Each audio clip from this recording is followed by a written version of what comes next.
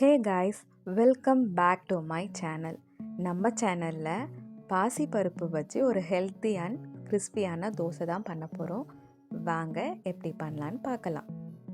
இந்த தோசை பார்க்கவே ஒரே கலர்ஃபுல்லாக இருந்துச்சு, க்ரீன் கலராக இருந்தது. நான் இதுக்கு சைட் டிஷ்ஷாக ஒரு இன்ஸ்டன்ட் கார சட்னி தான் வச்சு சாப்பிட்டேன். வாங்க எப்படி பண்ணலான்னு பார்க்கலாம்.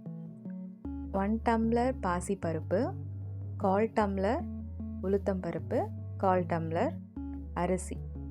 இதை நான் ஒரு 4 to 6 hour ஊற வச்சுருந்தேன். பருப்பு நல்லா ஊறினதும் மிக்ஸி இல்லை கிரைண்டரில் எது உங்கள்கிட்ட இருக்கோ அதில் நல்லா தோசை மாவு மாதிரி அரைச்சிக்கோங்க. அரைக்கும் போது உங்கள் டேஸ்ட்டுக்கு ஏற்ற மாதிரி 2 பச்சை மிளகா, ஒரு இஞ்சி, ஒரு கை ஃபுல்லாக கொத்தமல்லி, கொஞ்சம் சோம்பு, உப்பு எல்லாத்தையும் போட்டு அரைச்சிக்கிறோம். இப்போ பார்த்திங்கன்னா நல்ல பேஸ்ட் ஆகிடுச்சு.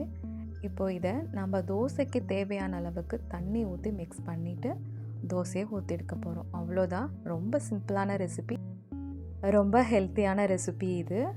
ஸோ நீங்கள் வீட்டில் கண்டிப்பாக ட்ரை பண்ணுங்கள்.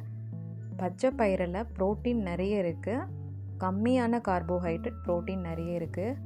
ஸோ வெயிட் கம்மி பண்ணணும்னு நினைக்கிறவங்க கண்டிப்பாக மார்னிங் பிரேக்ஃபாஸ்ட்டாகவும் எடுத்துக்கலாம், டின்னராகவும் எடுத்துக்கலாம். ஒரு தோசை இல்லை 2 தோசை சாப்பிட்டாலே போதும்.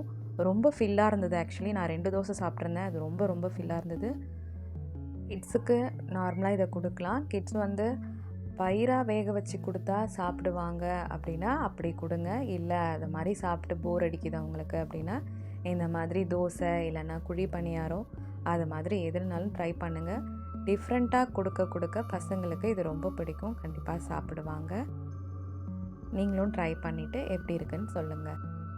இந்த தோசை ரொம்ப சிம்பிளான ரெசிபி அண்ட் ரொம்ப கம்மியான டைம் தான் எடுக்கும். ஆனால் இதில் அவ்வளோ ஹெல்த் பெனிஃபிட் இருக்குது. நான் இதை ஒரு இன்ஸ்டன்ட் கார சட்னி வச்சு தான் சாப்பிட்டேன். பிளேட் பார்க்க ரொம்ப கலர்ஃபுல்லாக இருந்தது அண்ட் டேஸ்ட்டும் ரொம்ப நல்லா இருந்தது.